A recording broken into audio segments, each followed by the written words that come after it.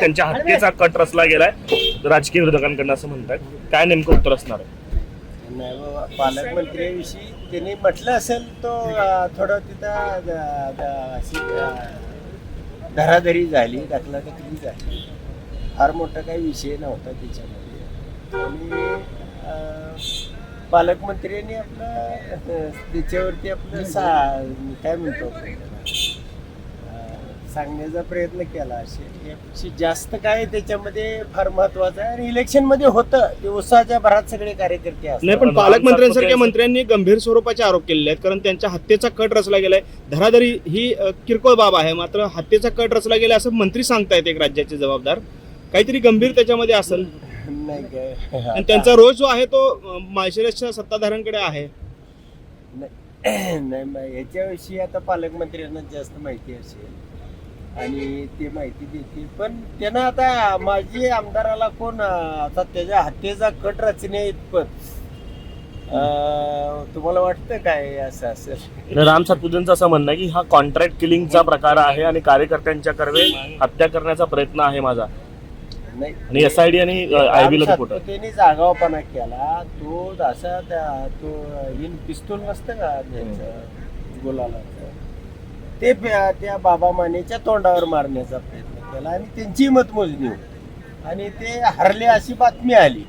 त्यामुळे ते रागाने एकमेकाला भिडले. इलेक्शनमध्ये अनेक ठिकाणी होतं, लाठीचार्ज होतो, अनेक घटना होतात त्याच्यामध्ये. आणि मुरदाडाला कोण मारणार? आता कशासाठी मारायचं त्याला?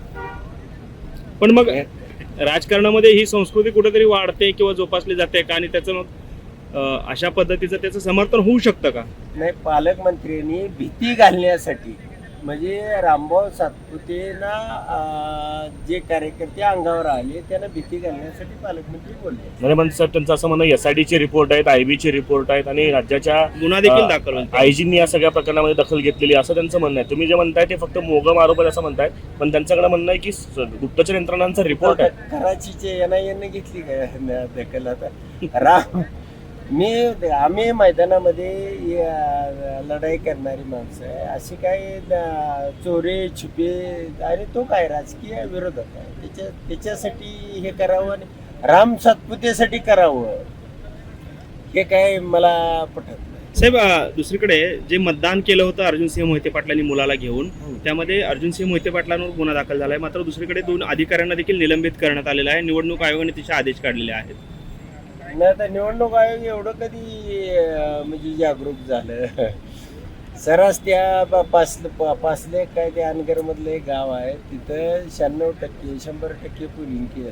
तिथं काय निवडणूक आयोग झोपलंय? ते एखाद्याला लहान मुलगा गेला असेल, समजा हट्ट करून गेला असेल, निवडणूक प्रक्रिया बघण्यासाठी गेला असेल, बटन कसे असतात हे बघण्यासाठी गेला असेल. आणि त्यांचाच मुलगा गेला होता ना, इतर कोणी नव्हते. राजकीय लीडर आहे ना मोहिते पाटील, आणि त्यांच्या बरोबर गेला म्हणजे काय मोहिते पाटलाचं मत दुसऱ्याला मारतोय असं? स्वतःचा मुलगा होता, कसं बटन दाबलं जातं, मशीन कशी असते पाहिला. गोपनीयतेचा भंग होतोय असं देखील त्याच्यामध्ये म्हटलं आता जातं. बापाचं मुलानं पाहिल्यानंतर गोपनीयतेचा भंग होत नाही. आणि जिथं मात्र 100% 96% मतं टाकली की तिथं गोपनीयतेचा भंग होत नाही. ठीक. धन्यवाद.